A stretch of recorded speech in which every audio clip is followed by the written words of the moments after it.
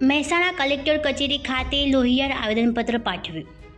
થોડા સમય પહેલા દિલ્હીના સંસદમાં ગૃહમંત્રી અમિત શાહ દ્વારા ડૉક્ટર બાબા સાહેબ ભીમરાવ આંબેડકર ઉપર વાણીવિલાસ તથા અભદ્ર ટિપ્પણી કરવામાં આવી હતી, જેના વિરોધમાં સમગ્ર ગુજરાત સહિત દેશના ઘણા ખરા વિસ્તારોમાં વિરોધ પ્રદર્શન થઈ રહ્યા છે।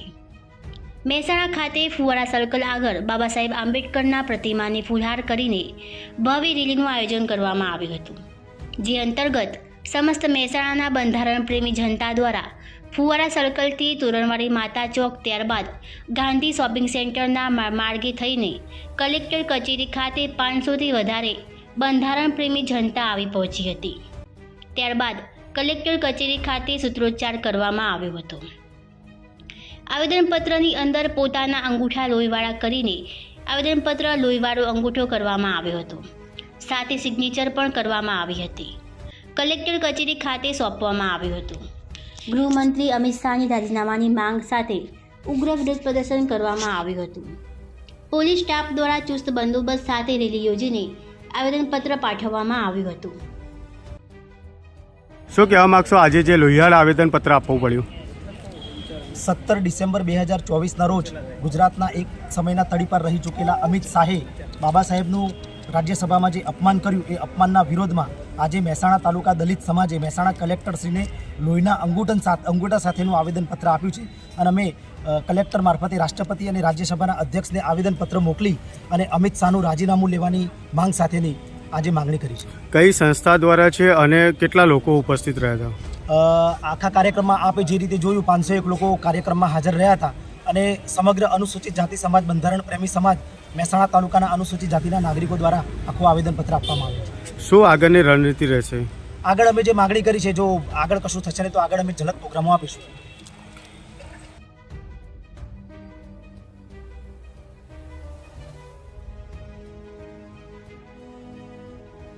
અમિત શાહ દ્વારા બાબા સાહેબના અપમાન બાબતે આજ રોજ વિસનગર ખાતે વિસનગર શહેર અને તાલુકા કોંગ્રેસ સમિતિ અને અનુસૂચિત જાતિ દ્વારા ધરણા કરીને રેલીનું આયોજન કરવામાં આવ્યું હતું। દિલ્હીની બેબાકડી બનેલી ભાજપ સરકારના ગૃહમંત્રી એવા અમિત શાહ દ્વારા બાબા સાહેબ આંબેડકરના અપમાન બાબતે વિસનગર શહેર તેમજ તાલુકા કોંગ્રેસ સમિતિ અને અનુસૂચિત જાતિ દ્વારા વિસનગર MN કોલેજથી સેવા સદન સુધી રેલીનું આયોજન કરવામાં આવ્યું હતું। MN કોલેજ પાસે આવેલા બાબા સાહેબની પ્રતિમા આગળ ધરણા કરી નારા લગાવવામાં આવ્યા હતા। MN કોલેજથી સેવા સદન સુધી રેલી યોજીને સૂત્રોચ્ચાર કરવામાં આવ્યો હતો। અમિત શાહ તુમ રાજીનામું આપો અને માફી માંગોના નારા સાથે મામલતદારને આવેદનપત્ર આપવામાં આવ્યું। આજે અમો વિસનગર મુકામે બાબા સાહેબ ભીમરાવ આંબેડકરને પુષ્પાંજલિ અર્પી અને રેલી સ્વરૂપે મામલતદાર કચેરીએ આવેદનપત્ર આપવા આવ્યા છીએ।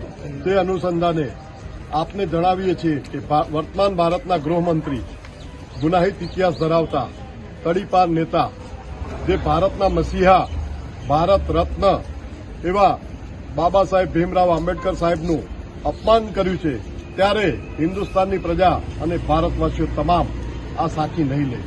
આગામી સમયમાં જો તેમનું રાજીનામું નહીં આપવામાં આવે અને તેમની સામે કોઈ એક્શન નહીં લેવામાં આવે તો આ શેરીએ ગામે ગામ, મોહલ્લે ઉગ્ર આંદોલન કરવામાં આવશે।